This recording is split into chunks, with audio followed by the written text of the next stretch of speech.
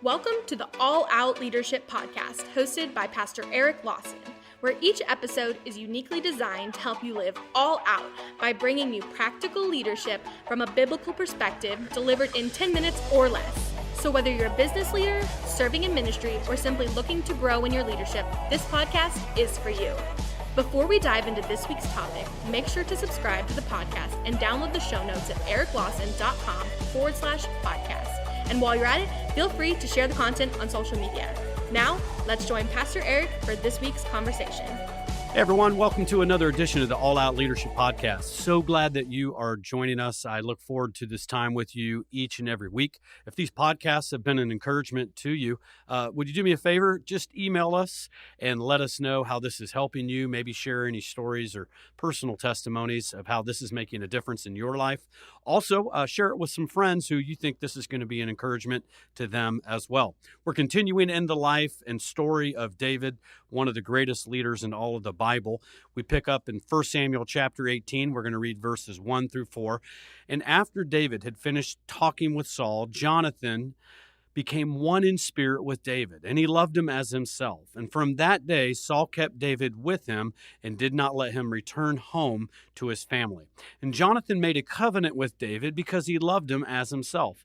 And Jonathan took off the robe he was wearing and gave it to David, along with his tunic and even his sword, bow, and belt.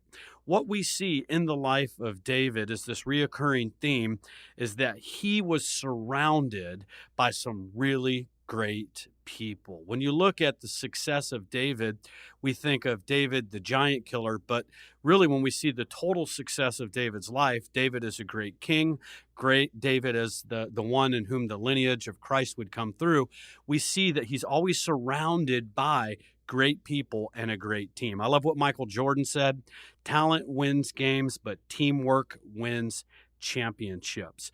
What we see is this covenant relationship that David and Jonathan had. And we're going to talk about covenant relationship and having covenant friends next week. But we're just going to start with the foundation of this. And that is the importance of a team around you, the importance of who are you surrounding yourself with. I like how John Maxwell says it. He says, your people closest to you are your lids. You're never going to go higher than the people that you have around you in your organization and in your relationships. I tell people, especially young people, I go, if you want to see your future, just look at your friends, because wherever they're going, that's where you're going to. And so we see all throughout the Bible the importance of having godly friendship and the right friendship. When God created Adam and he put him inside of the garden, there was no sin. It was perfect. And we see that God continually said after each day of creation that it was good. And so God created everything and it was good. But the first mention of something not being good actually wasn't regarding sin. It wasn't after Adam and Eve fell into sin by eating the forbidden fruit. It's right here in Genesis chapter 2, verse 18. And the Lord said, "It is not good that man should be alone. I will make a helper comparable to him." Now, in Hebrew, this phrase, not good, is lo tob, and it means it's bad. So here we are in a perfect paradise. Everything is perfect. And God still says it's not good that man is alone. Now, any woman listening to this who is married to a man, you go, yeah, that's right. You know that it is not good when you leave your man alone for too long. Now, the actual context of this is the importance of a godly helpmate and a husband and wife who stand side by side to help one another. We know that when God created woman, he created woman from the side, from a rib of Adam, because a husband and wife are to stand side by side. He didn't create Eve from a foot bone because we're not to dominate and rule over. Really, a husband and wife stand side by side. I kind of liken it to a king and a queen ruling over a kingdom, and you got your peasants called children running around that you boss around, and the king and queen are side by side. And really often inside of a kingdom, the queen is the most powerful person. The king kind of just makes some of the major decisions, but really the queen really runs a lot of the things. And that's very, I think how marriage often is. And it's not a bad thing. You lean into one another's strength, but side by side. But the principle here extends beyond the importance of a godly, Christ-centered marriage and the need that we have for a spouse, if that's God's calling and grace for you. I know God graces some to be single, but it's the importance of a friendship. It's the importance of people around you. It's the importance of a team. What we really see is this: there was a need inside of Adam that God chose not to meet. Adam was content. In fact, Adam didn't even realize that he had this need. Adam wasn't lonely. God didn't look at Adam and go, "Man, that guy's lonely. I need to get him a girlfriend." That's not what it was. In fact, when God brought the animals to Adam, it was actually part of God's process to see Adam was missing something. And so God brought the animals to him, and he goes, "Okay, that's a male and a female, and now let's call them a giraffe. Okay, that's a male and that's a female, and we're going to call them a rhinoceroses." And he named them, and he began to see a pattern. Hey, there's two of them, and there's only one of me. God actually used the naming process to help bring an awareness to Adam that it wasn't good that he was alone. And for us, sometimes it's a thing called failure. There's times that God just allows you to realize you're not good enough, smart enough, you don't have enough resources. There's times God lets you come to the end of yourself, especially if you tend to be independent, a high D personality like me, to help you realize you need people. Now, God could have met this need himself, but God chose not to meet it because God created us to be interdependent on other people.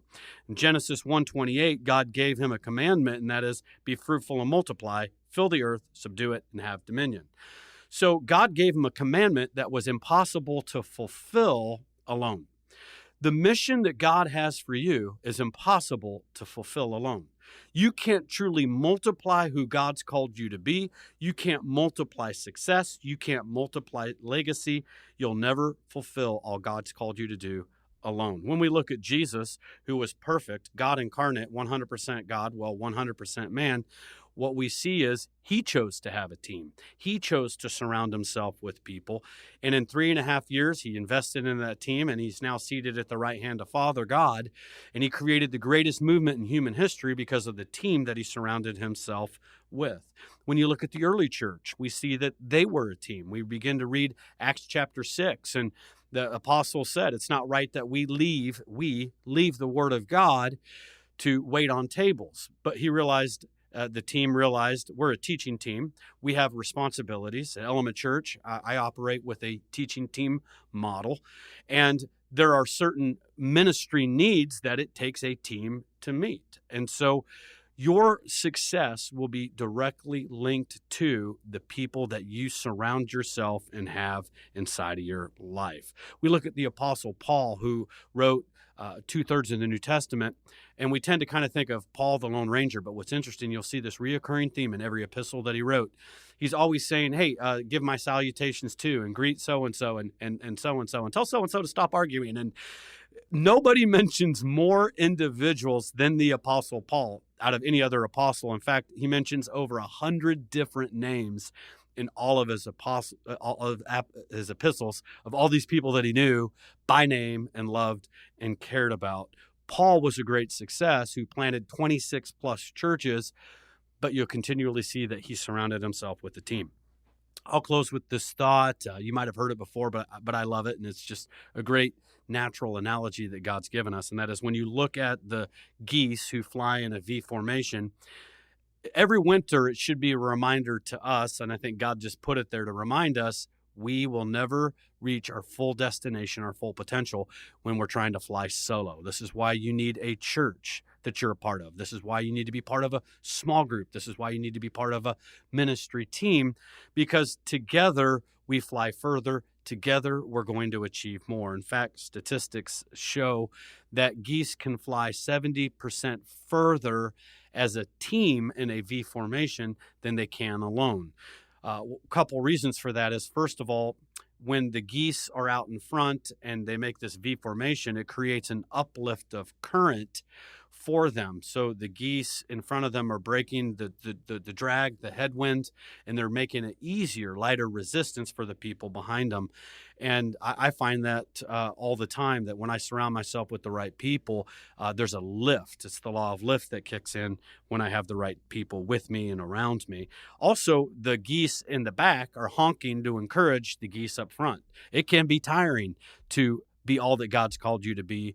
And that's why you need a team of people that are also cheering you on. We see that in Hebrews chapter 12, that there's people in heaven cheering us on. We all need cheerleaders in our life, and everybody needs a team that has cheerleaders on it. And then the third thing is this: it allows rotation. When that geese out front gets tired, they drift to the back and someone else steps up. And that also is a sign of a healthy leader, that they know how to rotate, that you don't have the if it's to be, it's up to me, that you can delegate, that you know that there are other people around you that they're more gifted to do certain things. And I operate here at Element Church very much on a team model. The team I have here at this table are outstanding. The staff that we have are exceptional at what they do. None of us are perfect. We all make our mistakes, but you know what? We keep honking and cheering one another on. And occasionally we give a goose bite or two to the person in front of us, but you know, that's part of having fun on a team too. So surround yourself with the right team. We're going to get into a little more detail on a practical side of that next week when we get into Covenant Friends. Thank you for joining us on the All Out Leadership Podcast. We hope you gained new biblical insight that challenged you to grow in your leadership. If you've enjoyed this week's episode, we would love your help in getting the content out farther. You can help by subscribing to the podcast at ericlawson.com/podcast and telling others about it. Next week, Pastor Eric will be back with another episode. So until then, we hope you have a great week being an all-out